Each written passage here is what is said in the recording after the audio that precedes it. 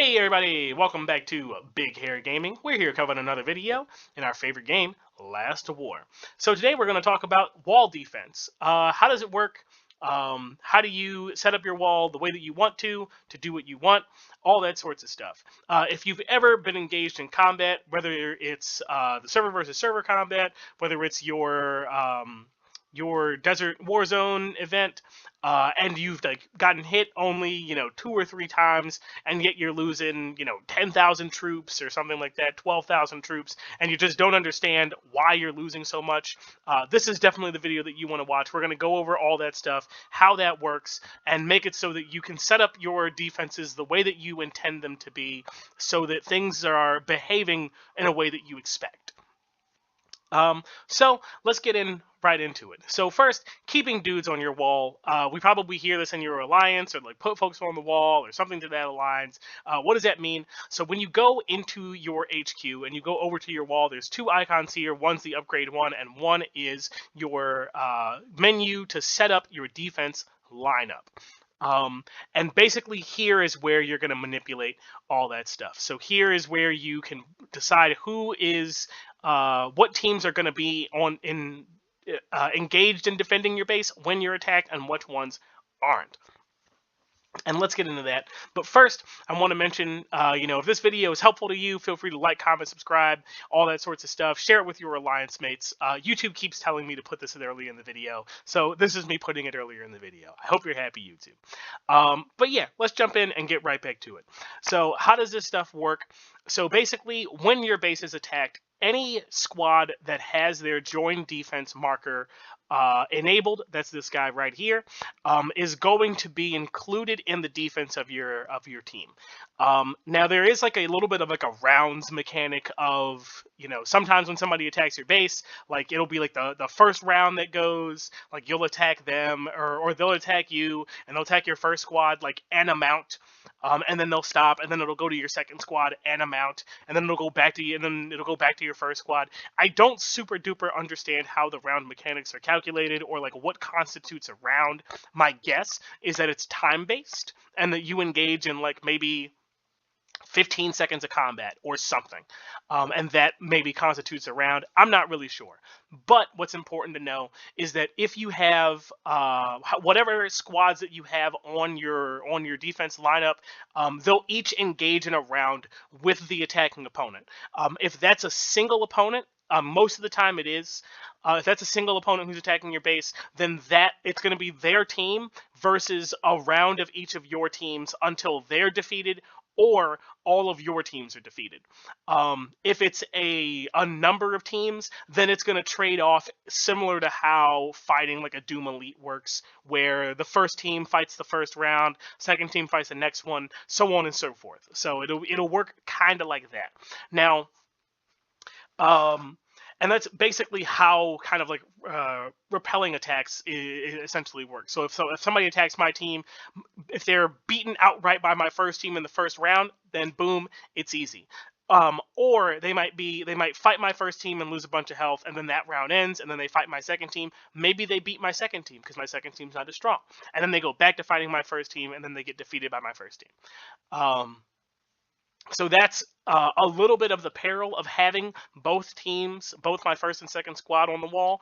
If a team can be defeated by my first squad, but not within a single round, they get a chance to fight my second squad, and they might just be able to get some extra kills on me because my second squad is there and it's not as strong. So that is one of the trade-offs of having multiple teams on the wall. So for example, the most extreme case is, let's say somebody way more powerful than me attacks me, and I have all of my squads set for defense. If they attack and they beat my first squad and they beat my second squad, like they're probably going to beat my third, they'll probably beat a fourth if I had a fourth. And when that happens, when you set a squad to join the defense, they recruit. My understanding is they recruit the same number of troops that they utilize when you send a squad out to go engage in combat and go fight somebody.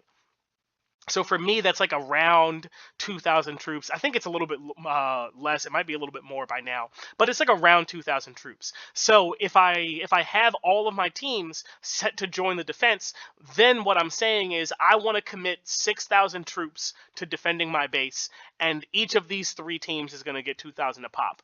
Meaning that if they all get destroyed and I lose 6,000 troops there or about, when my base gets attacked. My hospital is only like 8,000. So like if I get as I have it set up now, if I get attacked 2 times, that's going to be like around 8,000 troops. So hopefully by then I can kind of get out of there or reposition, or maybe I get reinforcements or something like that to kind of change the status situation that I'm facing at the time.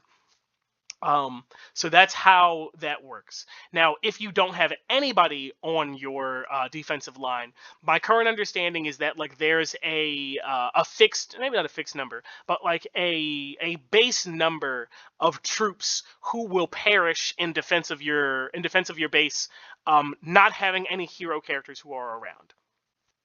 Now, my understanding is that like that base number does tend to be lower than, and by tend to be I mean like it's like much lower than it is when you have somebody when you have heroes leading the defense. So when the heroes leading defense, it's going to be like their whole troop rally count or whatever that is. That might be 2,000 troops, that might be 1,500 depending on where you are, whatever. When somebody else attacks your base and like there's no heroes around, like you might lose a couple hundred per attack. So the benefit of doing that, of like not having heroes defending your base, is that you can help to mitigate troop loss by not having so many of your troops recruited into combat and then getting wiped out with alongside your heroes. So that's one of the reasons that you'll see people who don't have um, any troops on their wall. So for me, like, why do I have my base set up this way? I don't want anybody who attacks my base to be able to like set my base on fire for free. Especially if like you have it's battle day and there's some random level 20 person or whatever running around attacking bases or whatever. I don't want him to scout my base and see that I have nobody on the wall and then start attacking me and be able to ash my base. Like if he's gonna attack me, or if he attacks without like double checking, like I want him to pay the price, and like I'm gonna destroy his team, and like that's like full stop. Like that's my objective. So for me, I always keep troops and my squads in defense of my team. Now the way that I have it set up here, and this will get into some of the strategies that you can utilize based off of how you set up your team defense. But let's get in. Actually, let's jump right into that now. So some of the strategies you can use, especially with the setup that I have, is you can bait out attacks with your third squad. So let's say you're in your what is it called? The Desert War Zone. What is that called? I forget. I'm blanking. The Desert Storm Battlefield. Yeah. So let's say you're doing Desert Storm Battlefield or your Winter Storm Battlefield. That doesn't matter. Let's say you're doing one of those, and you move over to a node that needs to be taken, and you send out a team to go take it over. Maybe there's nobody there, or maybe there's somebody there and he's got a lot of damage on him, or you just think you could beat him. What I'll often do is I'll send out my third team, because sometimes there's either somebody watching you that like like maybe you just defeated them or they just teleported away a moment ago, so like their team is probably aware of your presence, or maybe you just take over the node. I use my third team to take that over. Why? Because if my third team's the only one who's around, they're not going to defend my base anyway because I don't want them to. But also, I want to have both of my strongest teams in my base to defend. And what I hope is that one of my adversaries will show up to counter me, and that they'll attack my base directly. And what I want out of that, depending on depending on how early or if I already know how our relative power works out, what I'm looking for in that first engagement is who's going to win. When they fight my first team, are they stronger than my first team? Are they weaker than my first team?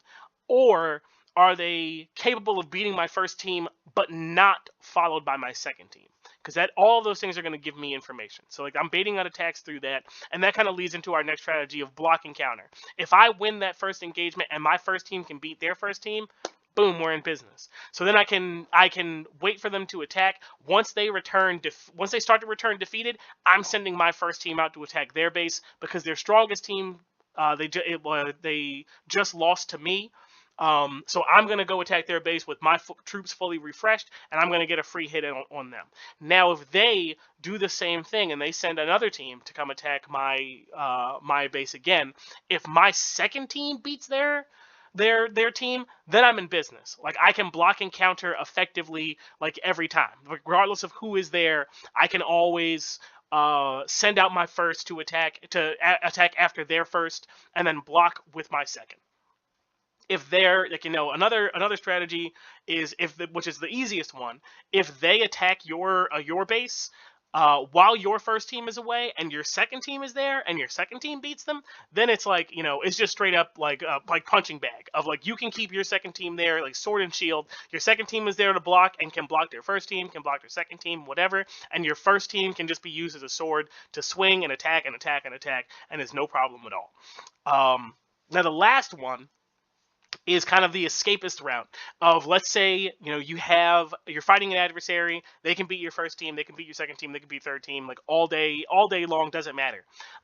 Then I have my strategy, which I call escaping krypton, which is basically like, the planet's going to blow up. You're sending your guys out to kind of save some of your troops. So basically, because my third team isn't on my defensive line, basically, if my base gets attacked while my first team is away and while my second team is away, then it behaves as if I just don't have dudes on the line, and that's a way that I can mitigate losing troops without having to quickly send out 3 teams. Usually, if somebody's really close to my base and they're right next to mine, and I know that they can beat me and they've done it previously, or they've done it in a prior attack, and I'm just trying to make time or save troops from being added to the hospital, what I'll do is I'll send my first team out somewhere, doesn't matter where, just not in my base, and I'll send my second team out somewhere, doesn't matter, so that when they inevitably ash my base and reduce it to cinder, I still have, somewhere in the magnitude of 4,000 troops that are healthy, because once your base gets its HP depleted and you get teleported somewhere else, anybody who was outside your base will just snap back into your base. So that's one way of preserving some troops. If your hospital beds are full, you can still save some of your remaining troops by sending out parties just before you get hit, and I call that escaping krypton, as we know how that goes. But yeah, those are some different strategies that you can employ based off of how you structure your defensive lineup. Those are some reasons why you might do that. So yeah, just to recap, so we went over, how does the defensive work? Like, basically, what does the phrase "keep dudes on your wall" mean? Why do I have mine set up the way that I do? We're 2 on and 1 off. What's the differences in troop loss for offense versus defense? How do the multiple fights kind of work out? And then a couple of strategies for utilizing the different kind of wall setups that we might have. The last thing that I'll say on it is I like to keep troops on my wall also for zombie siege. Sometimes I'm not around when the announcement comes out that, like, we're going to do zombie siege that day. Maybe I'm busy, I'm like out doing stuff or whatever, and I just don't happen to see the announcement.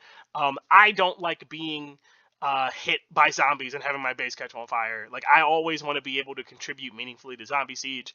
And if my first 2 teams are on the wall, currently my first team can handle every zombie siege level that we're engaged in right now. But having both there means that, like, if my first team faltered for some reason, if I was in the middle of configuring something and I left, my team like half completed or whatever, it hasn't happened, but it might. My second team can be there to pick up the slack and to finish off any remaining zombies. So that's another reason why I keep it on there, so I don't have to worry about, like, I don't have to worry about switching between having my defenses up and having them down. I just have a base default configuration that works for me most of the time, and it fits the way that I like to play. So when it comes down to it, like that should be your answer for how do you structure your defensive lineup, is like what fits the way that you like to play, like most of the time, so you don't have to worry about fiddling with it on the fly.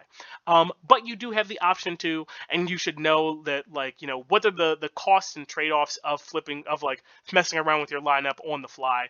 Usually if I see people do it, it's going to be during the Desert Storm battlefield event. So I've had that happen a couple times where I attack somebody because there's nobody on their front line. Their first team returns. I tag again. There's nobody on their front line. I attack a third time, and then I get defeated. So some people are changing it dynamically. I'm not quite that fast, and I don't have that presence of mind, but some do, and it's an option that's available. But with that, I'm going to bring this video to a close.